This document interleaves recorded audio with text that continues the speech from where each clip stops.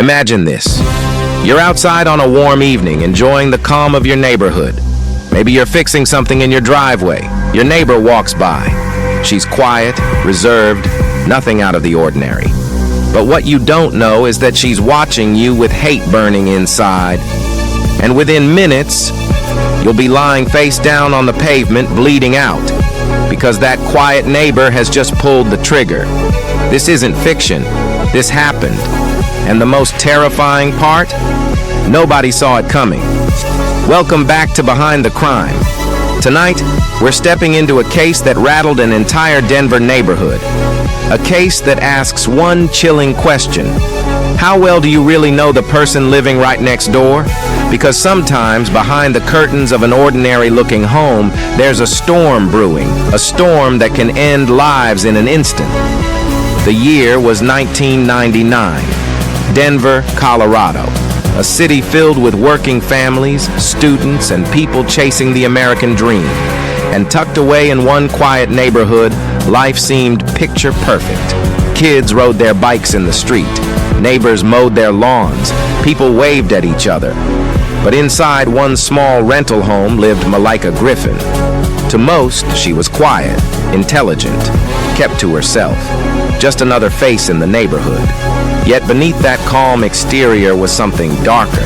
Anger, resentment, and secrets powerful enough to destroy everything around her. The problem at the heart of this story isn't just the crime itself. It's something deeper. It's about trust. We often believe our neighborhoods are safe, that the people living around us, sharing fences, sidewalks, and street corners, are harmless. We trust them with our children playing outside. We trust them with the quiet moments of our lives. But what if that trust is misplaced?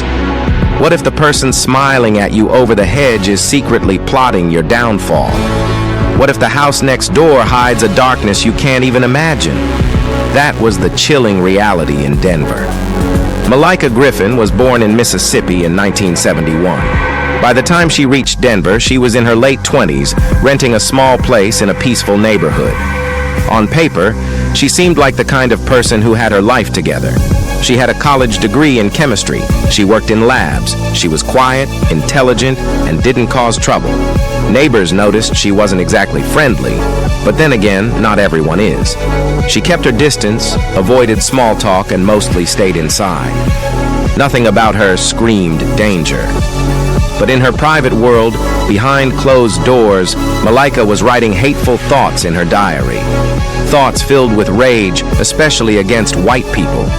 She saw herself as someone wronged by society, someone carrying bitterness wherever she went. And as those pages filled with hate, her home began filling with something even more dangerous: weapons. Inside her rental, Malika kept guns. Not just one, several. She had grenades, homemade explosives, bomb-making instructions. She was preparing for something. But to the people next door, she was just that quiet neighbor. And it stayed that way until one summer night in 1999. Next door to Malika lived Jason Horsley, a 34-year-old man described by friends as kind, hardworking, and easygoing. He was the kind of neighbor you wouldn't mind borrowing tools from or sharing a beer with after work. Jason worked in construction and often tinkered with projects outside his home. That summer, he was fixing up things around his place, laying out tools on the sidewalk. It was normal, everyday stuff.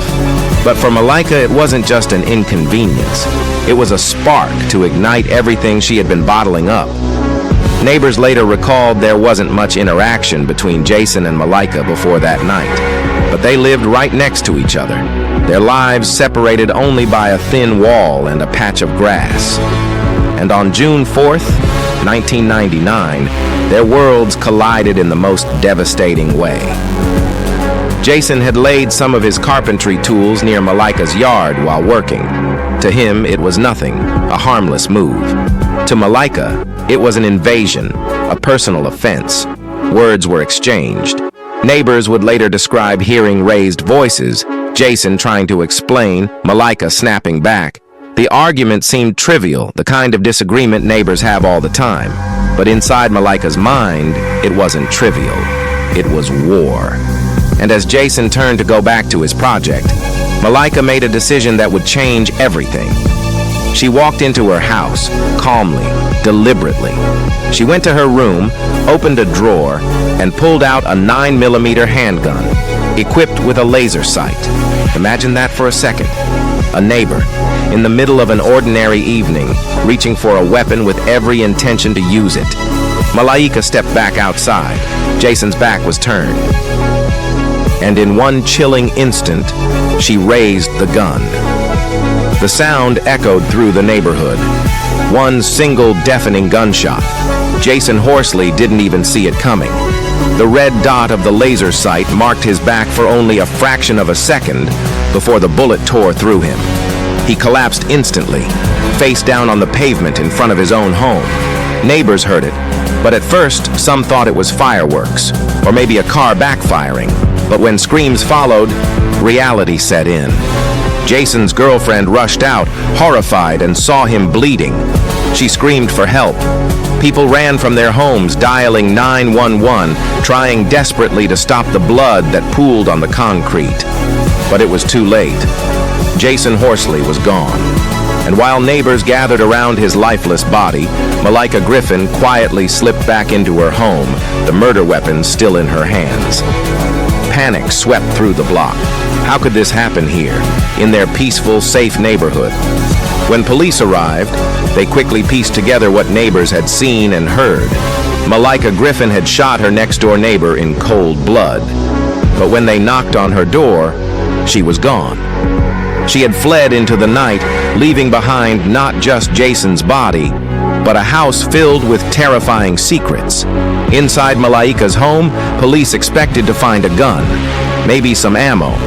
But what they actually found was far worse, like something out of a domestic terror case. In her bedroom, investigators uncovered multiple firearms, live grenades, and manuals for making bombs. There were stockpiles of ammunition, explosive devices, and writings about violent attacks. And then, they found her diary. Its pages dripped with hatred. Page after page, she ranted about violence, about killing, about her disdain for white people. Her thoughts weren't passing frustrations. They were blueprints for destruction.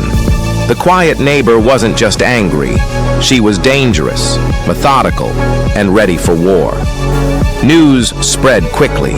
The murder was shocking enough, but when people heard about what was found inside Malika's house, fear gripped the neighborhood. This wasn't just a woman with a temper. She was stockpiling weapons and writing about killing her neighbors. People began asking themselves the questions that would haunt them for years. How long had she been planning this? Why didn't anyone notice the signs? Could more lives have been lost if she hadn't acted that night? The neighborhood, once filled with laughter of children, was now filled with fear. Parents pulled their kids inside. Neighbors looked at each other differently. Trust had shattered overnight. Meanwhile, Malika was gone.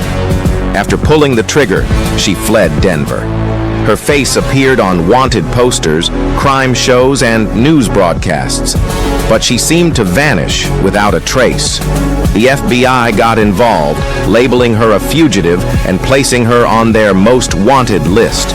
She became known as the next-door neighbor killer, a woman who had taken an ordinary dispute and turned it into an execution.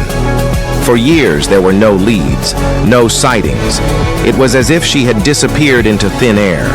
But what nobody knew was that Malika Griffin was reinventing herself, moving from place to place, hiding her past, and leaving behind a trail of stolen identities. Back in Denver, Jason's family and friends were left broken. He was described as kind-hearted, hard-working, a man who had his life ahead of him. His death felt meaningless, triggered by something so petty it was hard to comprehend. But behind that petty argument was years of hatred boiling inside Malika, a hatred that neighbors never saw. And that's the chilling truth. Sometimes the people we know the least are the ones living right next door. After pulling the trigger and leaving Jason Horsley dead on the pavement, Malaika Griffin vanished into the night. In the hours after the murder, investigators swarmed her home, uncovering weapons, grenades, bomb-making instructions, and her hate-filled diary. They knew exactly who they were looking for, but Malaika had a head start. She abandoned her life in Denver, cutting ties, shedding her identity like old skin. For the next 6 years, she became a ghost, drifting from city to city, hiding in plain sight. The FBI placed her on their most wanted list. Her face appeared on crime shows like America's Most Wanted, flashing across millions of televisions. But tips dried up. She seemed to have disappeared completely. But the truth was, Malaika hadn't vanished. She was simply hiding in plain sight. Malaika Griffin resurfaced in Chicago, Illinois, under a different name. To those who met her, she was a quiet woman with a respectable job. She worked as a lab assistant, blending into everyday life just as she had in Denver. Nobody around her knew she was a fugitive. Nobody knew about the murder, the grenades, or the diary. She lived carefully, keeping her head down, moving often enough to avoid suspicion. But living as a fugitive has cracks. You can't outrun the past forever. And by 2005, those cracks started to show. What finally led to her downfall wasn't some brilliant sting operation. It wasn't even advanced police technology. It was human interaction. While working in Chicago, Malaika became friends with co-workers. She went out socially. She began letting her guard down. And then one day, she confided too much. Someone recognized her face from a segment on America's Most Wanted. They called the authorities. And just like that, after 6 years of freedom, the walls closed in. In June 2005, U.S. Marshals surrounded her Chicago apartment. The woman who had eluded justice for so long was finally cornered. When they knocked, Malaika didn't resist. She was arrested quietly, taken away in handcuffs. For the neighbors in Denver, it was a bittersweet moment. Relief washed over the community. Finally, the killer next door had been caught. But for Jason's family, the pain of his loss remained as sharp as ever. In 2006, Malaika Griffin stood trial in Denver. The courtroom was filled with tension, as friends and family of Jason Horsley sat face to face with the woman who had stolen his life. Prosecutors laid out the evidence: the 9mm handgun, the grenades, the explosives, the diary. They painted a picture of a woman fueled by hatred, willing to kill over the smallest provocation.